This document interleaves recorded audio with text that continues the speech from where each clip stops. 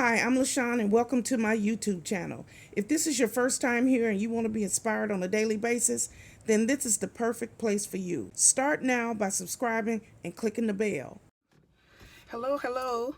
It's me, LaShawn, and welcome back to my YouTube channel. I'm so glad you decided to join me here once again. If you're new here, please take a minute to like, share, and comment on this video. And then at the end, if you really enjoyed it, please click the subscription button. Okay, so today is going to be a good day. We're going to make it a good day. We always do, no matter what's going on, no matter what's going on around us.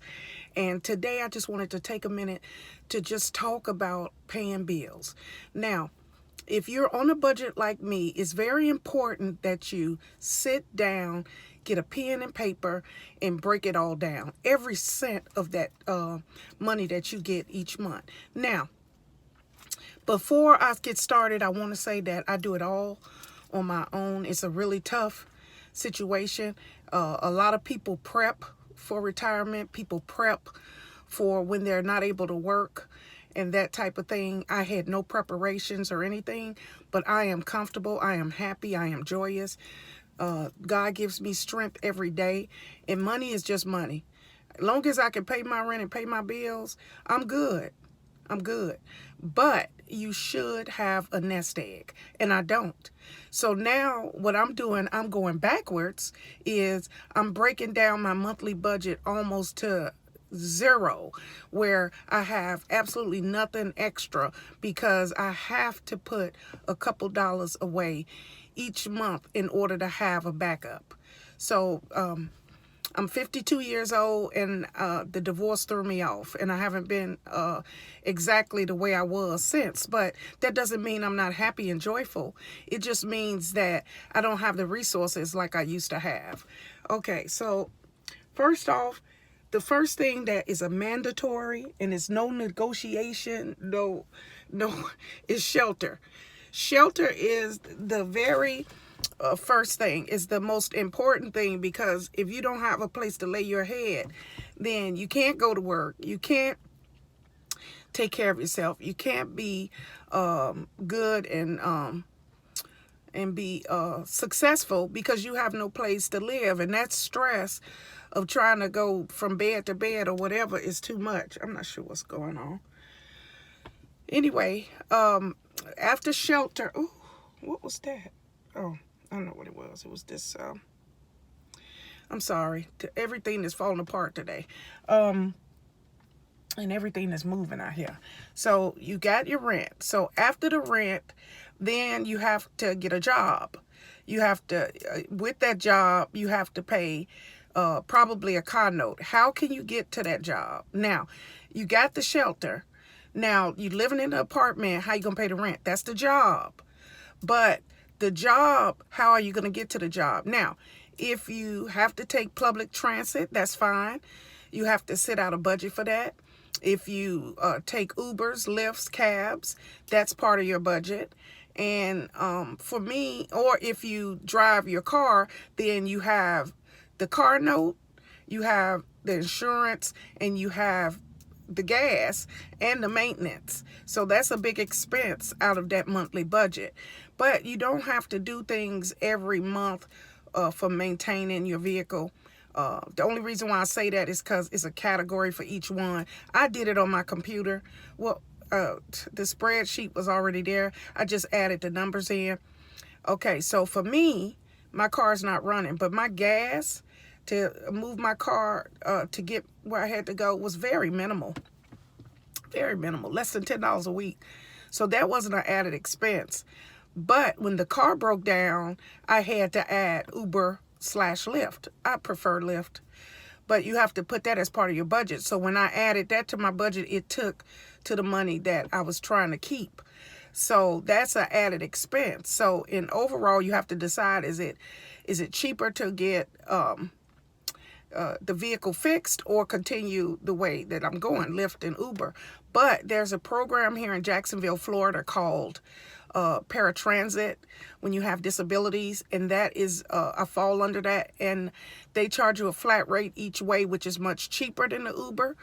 and there's no problem with that. I'm not complaining. I use it because I have to. It's a lot of disabled veterans out there that appreciate the service, and I appreciate it because I'm telling you, it has saved my life. The only problem with the paratransit is when it's time to, you give them the time ahead of time. So if I had an appointment at 12 and I know I'll be through by 1, I'll say pick up at 2. Then they'll quote you a time. They'll say, oh, your driver will be there between 2 p.m. and 2:30 p.m. They give you a 30-minute window. Excuse me. They give you a window. And I don't have any water in this car. What did I think? It was going to be easier in the car than in the house? I always need water. So anyway, so they give you that window. So the problem with the window is sometimes if it's blood work, it's really quick. If it's a regular appointment, it takes a little longer, but it's not going to take a long time. So you give them that time, but they decide the final time. They give you the pickup and the drop off. And I've had incidents where I'm waiting and waiting and waiting. They don't show up. I call and they say, oh, we don't have any available right now. And then they'll tell you, oh, we got another one in an hour. Now you've already been waiting over an hour. So that is the pros and cons of that. And sometimes I just take my Lyft because it's just too much. I'll walk out of the VA, my Lyft will be there. That's just, I just waste a lot of time sitting. Then I get stiff, my joints. So it's up to you and what you got in your budget. Next, we got to go to food. Now, food is a bigger expense for me than my electricity bill. So I try to trim the fat on my food bill. And I do that. I coupon. I use the sale papers. I meal plan. I get packs of the chicken or whatever, the chicken breast, the leg quarters, whatever I got for that week, and I break them up into various meals. And I go to the store every week. I have a weekly budget for food, and I don't push it into the next week. So I'm doing really good. It's lately I've been doing better. Some weeks are better than others, and so we'll see how that goes. Next, you have your utilities. And, electric, water, gas, whatever expenses that you have. And you try to keep those expenses down. So what I do is all of my electrical stuff, I unplug it when I'm not using it. And I don't have a lot of appliances and things of that nature, except my Keurig. Can't live without it. Okay. But anyway, let's move on. So water bill. A lot of us have water bills, and you can also keep that low. That's really easy. And then most people need cell phones. So if you can find a program where it's unlimited, obviously the data and the text messaging and stuff, it's no way around that. It has to be unlimited, because when your data runs out, for example, they slow your phone so much. I've been through every phone situation. I had a really good plan with AT&T before the divorce, and when my husband left, he I don't know exactly what he did, but when I called to try to get it for me and my son, he had removed the phone that he had off of it.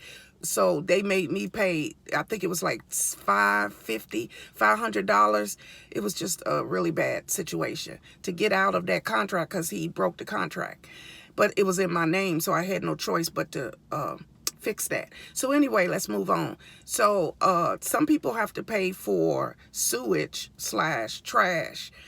Most homeowners have to pay for that. So we had a sewage water bill, which was on the electric bill. So it was separate because we had loops for watering our grass. So those are your main expenses for the month. Everything else you can do without, because you have to get to and from work.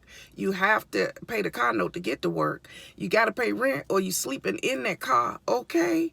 So you got to decide what is your level of importance. But saving money is the key. And the younger you are, the more money you could put aside. There's so many great things like Roths and, I had things when I was younger thinking they would last until now. But through it all, It's all gone. So for me, month by month is my hustle, and that's how I'm saving, and that's how I'm going to make it. And I hope that this was helpful to you, and I hope that you're doing better than I did, because this is what these videos about. You're learning something every day, and you're trying to be better. That's what I'm doing. I go online every night and do a course because I'm trying to be financially debt free, and you can be too. So remember that, this is not the end. This is not the last word. And if you made bad credit choices in your past, it doesn't matter. You can get up and you can evolve from this, because I am. I'm telling you, I am. And you can too. Okay, let's breathe in and breathe out and get this day started. You ready? Breathe in.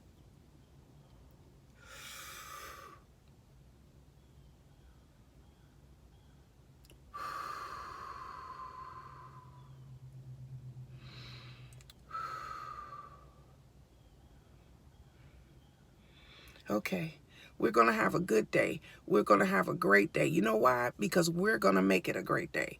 Okay, treat people with respect. Be kind. Be courteous. Okay, and everything that you give out, that's what you'll get back in.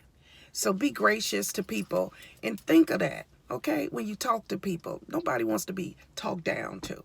Okay, so have a blessed day. Have a stress-free day. Okay, God loves you, and so do I. Bye-bye. Thank you guys for watching today. Hope you enjoyed today's video. Take a minute to leave a comment. I look forward to talking to you soon.